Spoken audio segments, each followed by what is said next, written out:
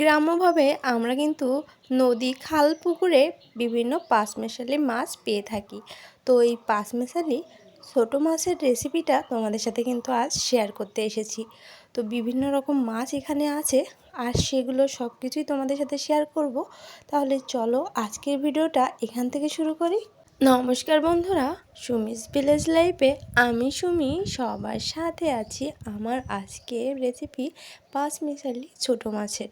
তো দেখো এখানে বিভিন্ন রকম পাঁচমিশালি মাছ এখানে রয়েছে। তো প্রত্যেকটা মাছের নাম তোমাদের সাথে শেয়ার করব।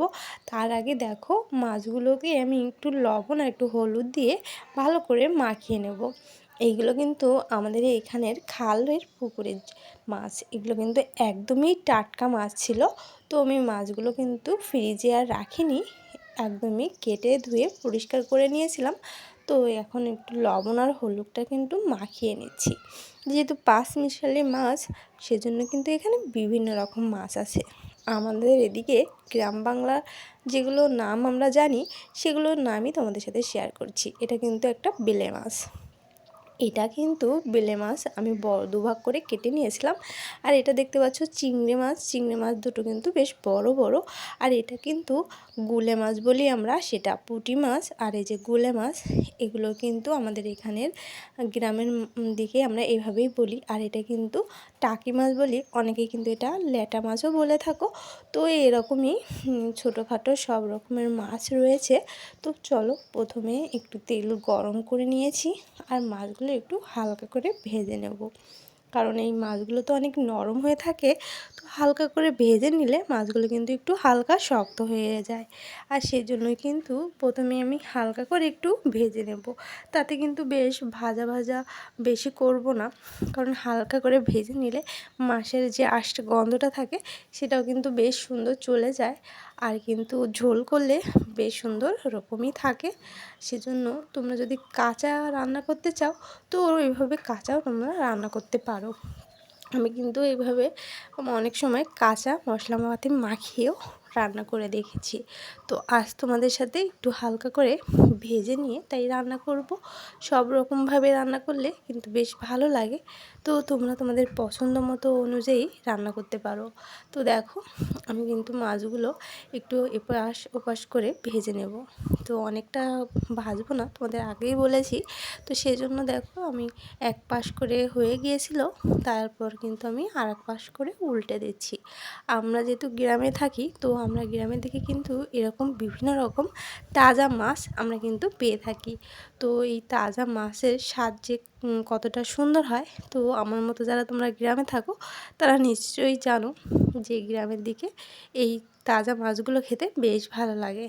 তো দেখো সমস্ত মাছই কিন্তু আমি এপাশ ওপাশ করে উল্টে পাল্টে সুন্দর মতো করে ভেজে নিচ্ছি। আর অতিরিক্ত ভাজছি না। এবার চলো একটা মশলা করে নিই। এখানে দেখো আমি রসুন, পেঁয়াজ, জিরে আর কাঁচা ঝাল কিন্তু নিয়ে নিয়েছি। এর সাথে কিন্তু একটু আদাও কুচি করে দিয়ে দিয়েছি। তো সমস্ত মশলার সাথে আমি কিন্তু একটু জিরের সাথে সর্ষেটাও নিয়ে নিয়েছি, কালো সর্ষেটা নিয়ে নিয়েছি। তো যেহেতু গ্রাম্য পদ্ধতিতে রান্না করব, সেজন্য কিন্তু শিল পাটায় আমি কিন্তু এই দেখো পেস্ট করে নিয়েছি। পেস্ট থেকে বলবো না, আমি কিন্তু এইভাবে আদা থেতো করে নিয়েছি। জিরে আর সর্ষেটা ভালো করে বেটে নিয়ে তারপর পেঁয়াজ রসুনগুলো একটু ডলা দিয়ে নিয়েছিলাম। আর এদিকে দেখো মাছগুলো কিন্তু আমি হালকা লাল লাল করে ভেজে নিয়েছি, কারণ এর থেকে ভাজলে অনেকটা শক্ত হয়ে যাবে, তখন কিন্তু মাছের মধ্যে মশলাটা যাবে না, তখন কিন্তু খেতেও বেশ ভালো লাগবে না। সেজন্য কিন্তু এরকম হালকা করে একটু ভেজে ঝোল করলে বেশ ভালো লাগে। আর মাছের মধ্যে না সুন্দর একটা মশলার ফ্লেভারটাও খুব সুন্দর মতো চলে যায়।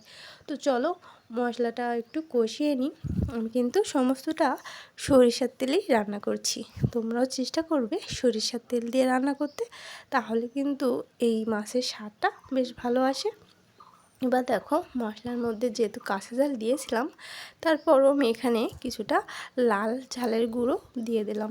এতে করে একটু সুন্দর লাল লাল হবে আর ঝালটা একটু ব্যালেন্সে আসবে, কারণ কাঁচা ঝালগুলো অনেকটাই ঝাল কম ছিল।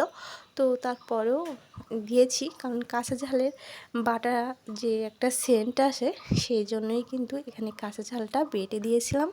আর মশলাটা দেখো হলুদ লবণটা দিয়ে সুন্দর মতো করে একটু কষিয়ে নিচ্ছি। লবণটা এখানে আমি পরিমাণ মতো দিয়ে দিয়েছি, তোমরাও তোমাদের পরিমাণ মতো লবণটা দিয়ে নিও। গ্রাম্য পদ্ধতিতে এই রান্নাগুলো না আমরা অনেক আগে থেকেই কিন্তু আমাদের মা, দিদিমা, ঠাকুমাদের কাছ থেকে কিন্তু শিখেছিলাম। তো তাদের সময় যেহেতু মাছগুলো আরও বেশি সুস্বাদু থাকতো, কারণ তখন তো সার বিষ এটাও কোনো কিছুই ব্যবহার করা হতো না। তো এখন ইদানিং আমাদের মশলাপাতির যেমনই স্বাদ কমে যাচ্ছে, তেমনই কিন্তু রান্নাগুলোর টেস্টগুলো কমে আসছে। তো তাদের সেই পুরনো রান্না পদ্ধতিটা আমরা একটু ব্যবহার করার চেষ্টা করি, যাতে করে যেন সেই আগের মতোই আমরা যেন রান্নার স্বাদটা পেতে পারি। তো দেখো মশলা কষিয়ে আমি ঝোল দিয়ে দিয়েছিলাম, আর ঝোলটা যখন এভাবে সুন্দর ফুটে উঠেছে, তখন কিন্তু সেই ভেজে রাখা মাছগুলো আমি এখানে কিন্তু দিয়ে দিয়েছি। আর যেহেতু গামলায় ছিল, তো গামলাটা আমি একটু অল্প করে ঝোল তুলে নিয়ে একটু নাড়িয়ে ঢেলে দিচ্ছি। তো আমি এখানে আমি ছোটো মাছের ঝোল করছি। তোমরা চাইলে চচ্চড়ি টাইপেরও করতে পারো। আমরা যেহেতু গ্রামের মানুষ, সেজন্য কিন্তু একটু ঝোল পছন্দ করি, কারণ আমরা বেশিরভাগ সময় ভাত খেয়ে থাকি। তো সেজন্য ভাতের সাথে এই মাছের ঝোলটা দিয়ে খেতে বেশ ভালো লাগে। তোমরা কিন্তু চাইলে আরও একটু ঝোল কমিয়ে চচ্চড়ি ধরনের করতে পারো, চাইলে কিন্তু আলু বেগুনও এর মধ্যে দিতে পারো। যাই হোক, আমি কিন্তু একদমই গ্রাম বাংলার পদ্ধতিতে একদমই সেভাবে সাধারণভাবেই রান্নাটা করে নিয়েছি, আর তোমাদের সাথে দেখিয়ে নিলাম। অনেকটাই মশলাপাতি অল্প করে দিয়েছিলাম। আর দেখো একদম সাদামাটা ঝোল। তো এই ঝোলটা গরম ভাতে খেতে বেশ ভালো লাগে, কারণ ঝোলটা কিন্তু বেশি টেস্টি হয়ে থাকে। তো দেখো আমার রান্নাটা একদমই হয়ে গিয়েছে। তো তোমাদের কাছে কি ভালো লাগলো অবশ্যই কিন্তু কমেন্টে জানিও, কারণ এরকম সুন্দর সুন্দর রেসিপি পেতে আমার চ্যানেলের পাশে থাকতে হবে। নতুন বন্ধুরা যারা আসো, তারা কিন্তু অবশ্যই সুন্দর একটা কমেন্ট করে দিও, সেই কমেন্ট ধরে আমি কিন্তু তোমাদের বাড়ি থেকে ঘুরে আসব। আর সাবস্ক্রাইব করে পাশে থেকো, তাহলে এরকম সুন্দর সুন্দর রেসিপি তোমাদের সাথে শেয়ার করতে পারবো। আর কেমন লাগলো আমার এই সাধারণ ছোটো মাছের চচ্চড়ি বা ছোটো মাছের ঝোল, যেটাই বলো না কেন, কেমন লাগলো অবশ্যই কিন্তু কমেন্টে জানাতে ভুলো না। আর ভালো লেগে থাকলে অবশ্যই কিন্তু লাইক কমেন্ট শেয়ার করে পাশে থেকে যেও। আর আমার পাশে তোমরা সবসময় আছো জানি, তো সুন্দর সুন্দর মিষ্টি মিষ্টি কমেন্ট করো, একটা লাইক দিও। ভালো থেকো, সুস্থ থেকো।